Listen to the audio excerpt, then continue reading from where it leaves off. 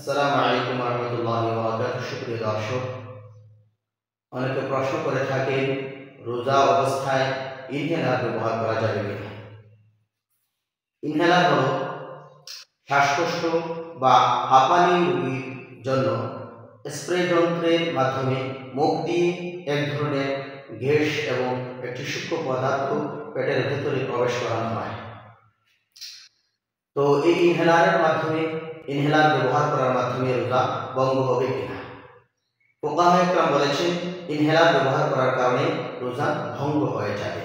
কারণ ইনহেলার ব্যবহার করার সময় যদিও স্প্রে যন্ত্রের মাধ্যমে গ্যাস জাতীয় একটি পদার্থ পেটের ভেতরে রাখা হয়, পেটের ভেতরে ঢোকানো হয়, কিন্তু সেই ইনহেলারের মাধ্যমে পেটের ভিতরে সূক্ষ্ম সূক্ষ্ম কিছু তরল পদার্থ চলে যায়।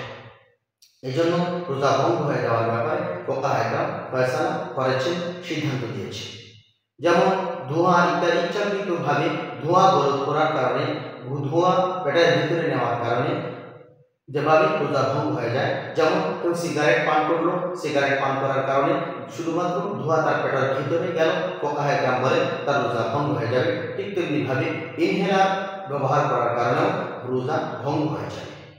এখানে আমরা লক্ষ্য করতে পারি যে ইনহেলার ব্যবহার করার ক্ষেত্রে নিয়ম হলো সাধারণত ডাক্তাররা 2 বার ব্যবহার করার জন্য বলেন। সেই জন্য আমরা বলব সেহরি খাওয়ার সময় একবার ইনহেলার ব্যবহার করবেন এবং সূর্যাস্তের পর অর্থাৎ ইফতার করার পরে আবার ইনহেলার ব্যবহার করবেন। তো 2 বার হয়ে যাচ্ছে। এবার যদি কোনো মানুষের বাধ্য হয়ে দিনের বেলায় যদি ইনহেলার ব্যবহার করতে হয় তাহলে রোজা ভঙ্গ হয়ে যাবে, তবে তার কোনো গুনাহ হবে না, কেননা সে বাধ্য। আল্লাহ তাআলা বলেন ফামান ইয়াতুল্লাহ গায়রা বাগিন ওয়ালা আদিন ফালা ইসমা আলাইহি।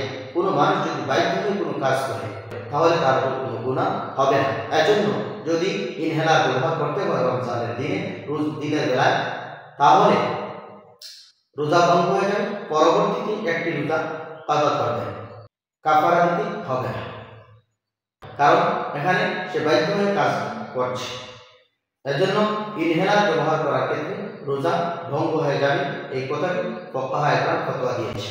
বিষয়টি দেখুন ফতোয়া হাক্কানিয়া 4 নম্বর খণ্ড 170 পৃষ্ঠা। ফতোয়া হাক্কানিয়া 4 নম্বর খণ্ড 170 পৃষ্ঠা। দারসুল ফিকহ 212 নম্বর পৃষ্ঠা। এখানে উল্লেখ্য একটি বিষয়, পত্রিকার মধ্যে একবার দেখলাম একজন ডাক্তার ফতোয়া দিচ্ছেন যে ইনহেলার ব্যবহার করার কারণে রোজা ভঙ্গ হবে না। ডাক্তারের কাজ হলো ডাক্তারি, ওনার কাজ তো ফতোয়া দেওয়া হয়, কিন্তু উনি বেজায়গায় হাত দিয়েছেন, এজন্য উনি ভুল করেছেন। সুতরাং ইনহেলার ইত্যাদির বেলায় ডাক্তারদের ফতোয়া গ্রহণ করা যাবে না, উলামায়ে ফতোয়া গ্রহণ করতে হবে। আল্লাহ তাআলা যেন আমাদেরকে মাসআলাটি বোঝার তৌফিক দান করেন। আমিন।